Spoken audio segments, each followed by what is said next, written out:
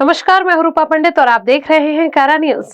केंद्रीय वित्त मंत्री निर्मला सीतारमण द्वारा संसद में अंतरिम बजट को पेश किया गया, जिसके चलते नागपुर में प्रतिवर्ष के अनुसार इस वर्ष भी टीम कैट नागपुर ने केंद्र बजट का सीधा प्रसारण देखा।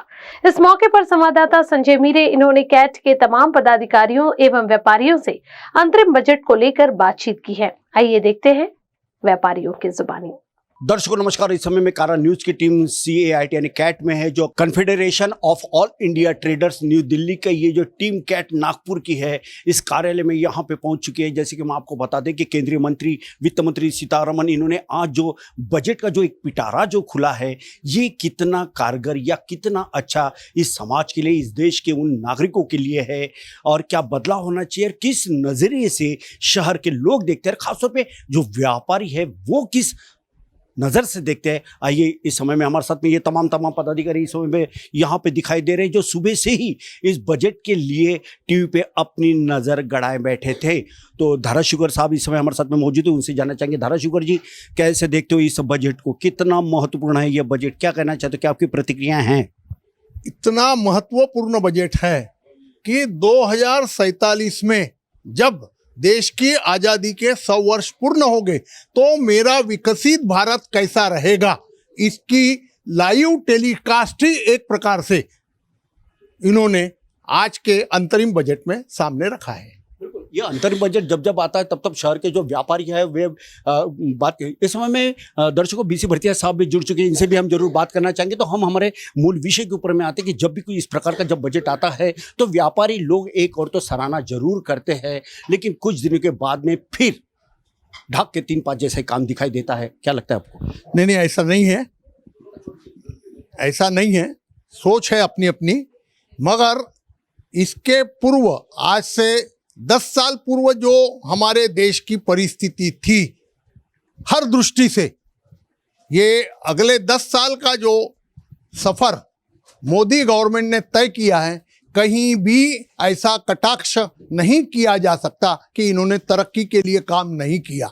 दिन रात जुटे रहे, पूरा मंत्रिमंडल जुटा रहा और इन्होंने जितनी भी योजनाएं देश की जनता की और सबसे आखिरी आदमी जो गरीब माना जाता है, किसान माना जाता है, इनके लिए इतने सारी योजनाएं लागू की, इम्प्लीमेंट भी की और उसके रिजल्ट्स भी आज देश के सामने निश्चित रूप से दिख रहे हैं। बिल्कुल, देश के सामने में भले ये निश्चित तौर पे दिखाई दे, ऐसा इनका मानना है। इस समय में हमारे साथ में कैट के BC भरतिया साहब है, जो कि काफ़ी अच्छे जानकार है और समय समय पे इस विषय को लेकर वे बातचीत भी करते हैं। भरतिया साहब, निर्मला सीतारमण जी ने जिस प्रकार से आज जो एक पिटारा जो खुला है, क्या आपको लगता है कि क्या नयापन उसमें था या ऐसी कौन सी बात है जिसमें निर्मला सीतारमण चूक गई है जो ये बात करना था? व्यापारी के तौर पे क्या कहना चाहते हो? देखिए, पहले हमें ये समझना है कि ये बजट आम बजट जैसा नहीं है, क्योंकि अंतरिम बजट है, 3 महीने के हिसाब से है। उन्होंने खुद नहीं कहा कि जुलाई में पूरा बजट आएगा, तो इसको ऐसा तुलना नहीं करना। मगर ऐसे समय जब ये इस प्रकार के बजट आते हैं, हमको भाषण को ध्यान से सुनना होता है। पार्ट A महत्व का होता है, पार्ट B टैक्सेशन का होता है, उसको कहीं ना कहीं हाथ नहीं लगाया जाता। तो टैक्स में क्या सुविधा होगी नहीं होगी वो अलग से जुलाई में मालूम पड़ेगा, इसलिए उस बारे में बात करना उचित नहीं है। मगर कहीं ना कहीं सरकार ने, आदरणीय मोदी जी जो बार बार बोलते हैं कि जब मैं आज़ादी का शताब्दी मनाऊंगा, देश की आज़ादी की शताब्दी के समय मेरा देश कहाँ रहेगा, मेरे देश के अलग अलग घटक के लोग कहाँ रहेंगे, उसकी तरफ फोकस किया गया है। गरीब, महिला, युवा और अन्नदाता, इस बार पूरे समाज को ये 4 घटकों में विभाजित करके और ये भी कहा कि अगर इनका विकास होगा तो इनके विकास में देश का विकास अपने आप छुपा हुआ है। तो जमीनी विकास की बात करते हुए देश के विकास को अंतर्राष्ट्रीय स्तर पे ले जाने का ये पूरा प्रयास है। जो कहा गया है, कहाँ क्या क्या कहा, इनोवेशन युवाओं के लिए अलग से एक कॉर्पस बना के 15 साल का लोन बगैर ब्याज के देने की बात कही है। छोटी बात नहीं है। आम लोगों के लिए 300 यूनिट बिजली को माफ करना और जिस देश में 12 घंटे सूरज 365 दिन रहता है, वो सूरज का इस्तेमाल करते हुए बिजली पैदा करना, यानी पर्यावरण भी बचा लिया, जो माइंस गड्ढा खोदते थे उसको बचा लिया, और स्वच्छ साफ ग्रीन एनर्जी लेके हमारे बीच में आ गए। बसें, देखिए हमारे यहाँ आज सबसे बड़ी तकलीफ क्या है, डॉलर के सामने हम कमज़ोर क्यों हैं? हमारा डीजल, हमारा पेट्रोल, ये सब बातें हैं। तो आप देखिए, जब ये बिजली से बसें चलाना शुरू कर देंगे, पेट्रोल डीजल की बचत की बात शुरू कर देंगे, तो मेरी मुद्रा अपने आप मजबूत होती चली जाएगी। बिल्कुल, तो कहने का तात्पर्य है कि ये जो निर्मला सीतारमण जी ने जो बजट जो पेश किया उसको आप समर्थन करते हो? समर्थन तो करना पड़ेगा, सोच को, देश को कहाँ लेके जाना है ये जुलाई में मालूम पड़ेगा। देखिए लक्ष्य तय हो गया, अब लक्ष्य को पहुंचने के लिए रास्ता कैसे रहेगा वो भी मोटा मोटा बता दिया है। अब वो उसकी पूरी फाइन क्या होगा ये जुलाई में जब बजट आएगा तो मालूम पड़ेगा। बिल्कुल बिल्कुल, यानी ये मिलते हैं एक ब्रेक के बाद जैसी बात यहाँ पे दिखाई दे रही है, क्या कहना चाहते हो? इसमें जो बजट की जो बातें हैं, तो एक तो नेचर को बहुत इन्होंने इनकैचमेंट किया है कि जैसे सूरज को इन्होंने मतलब सौर ऊर्जा से हम जो बिजली निर्मित करेंगे और 300 यूनिट फ्री देंगे, तो एक बहुत अच्छी ये बात है। क्या व्यापारियों के लिए ये काफ़ी अच्छी बात है?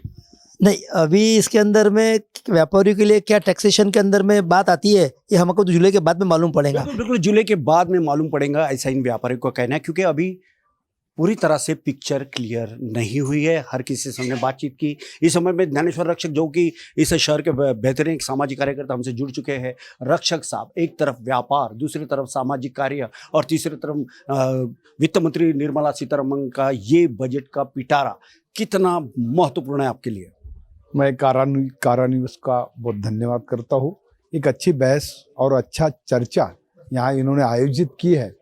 दोस्तों, बजट यह एक आने वाले दिनों का एक देश के नागरिकों का एक सपना होता है कि हम लोगों को ऐसी बातें इस माध्यम से मिलेगी कि जिसके कारण हम लोग मजबूत होए और हमको सुविधा मिलके इस देश को मजबूत बनाने का वो सपना रहता है।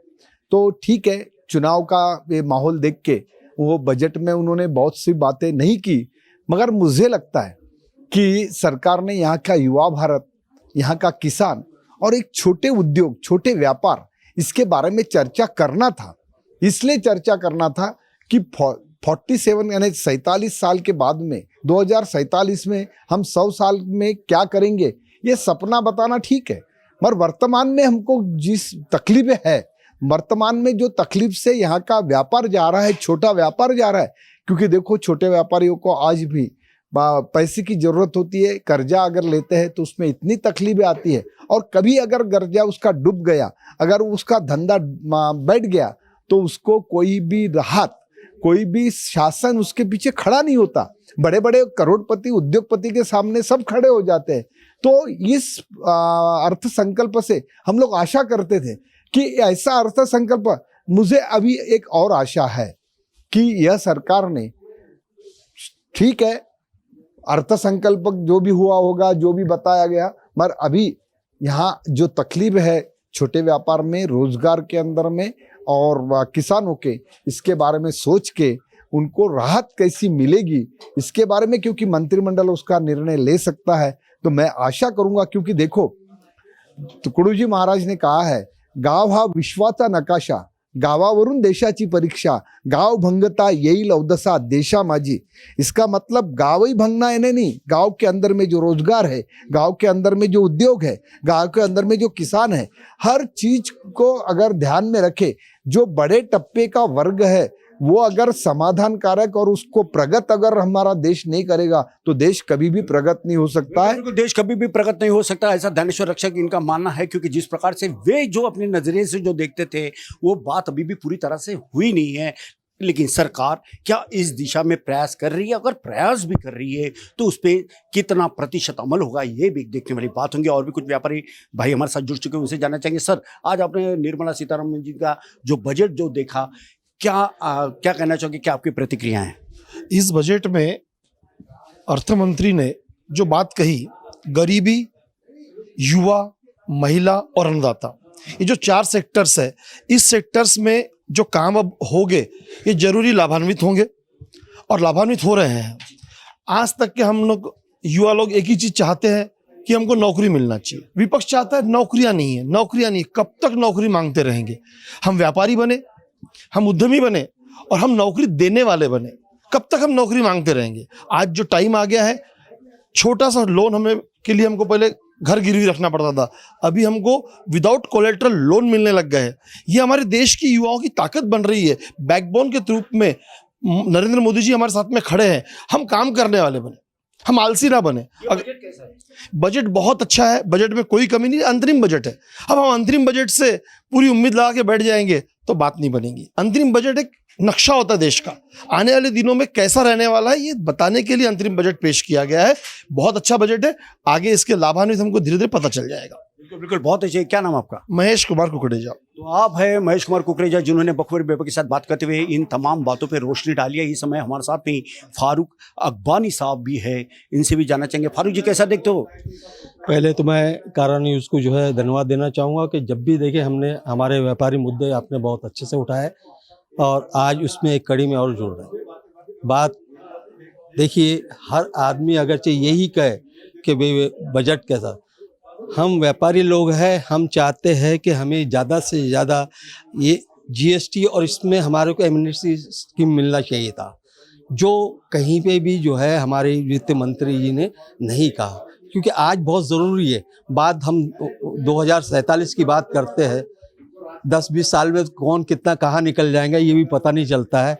हमें आज जो है, आज हम बीमार है तो उसका इलाज आज ही किया जाएगा, ना कि उसके बाद। इसके लिए मैं चाहता कि भाई जो है टैक्स में बहुत सी चीज़ें जो है, आज इनकम टैक्स में जैसा देखा गया है कि भाई कंपनी जो फर्म में उसको जो है 25% लगता है और प्राइवेट और अपने प्रोप्राइटरशिप वाली जो फर्म है उसको 30%। हम चाहते थे दोनों का रेशियो एक ही हुए। कौशल विकास जो है योजना जो है उसमें मैंने जो देखा कि भाई आज अपने को जिस हिसाब से, तो वहाँ 2 साल का एनजीओ को जो है वो दिया जाता है कि भाई आप 2 साल का रिटर्न अपने भरेंगे, अपने ऑडिट कराइए, उसके बाद में। क्या आप इस बजट से संतुष्ट हो? जो भी मैं नहीं हूँ, इसलिए नहीं हूँ कि खैर बजट भले अंतरिम हो या कुछ भी हो, जब तक के यहाँ का जो है इंडस्ट्रीज और अगर जो व्यापार जो है वो जिंदा नहीं रहेगा तो आप ये अभी जिस हिसाब से जो बात की गई कि भाई उन्होंने कहा कि भाई आज तुमको जो है 15 साल तक के जो है टैक्स अपने बैंक से जो है वो उसको लोन जो है उसके फ्री लोन उसमें मिलेगा। मैं कहता हूँ कि आज जिस हिसाब से मैंने देखा है कि भाई एमएसएमईज के जो है जो अपने कोलेटरल सर्टिफिकेट अपने सिक्योरिटी के बगैर में लोन मिलना चाहिए, अभी बैंक वाले उसको रिफ्यूज़ करते देते ही नहीं है। उसके बारे में भी गवर्नमेंट ने बहुत सीरियसली लेना चाहिए, सिर्फ बातों की जमा खर्च से कुछ होने वाला नहीं।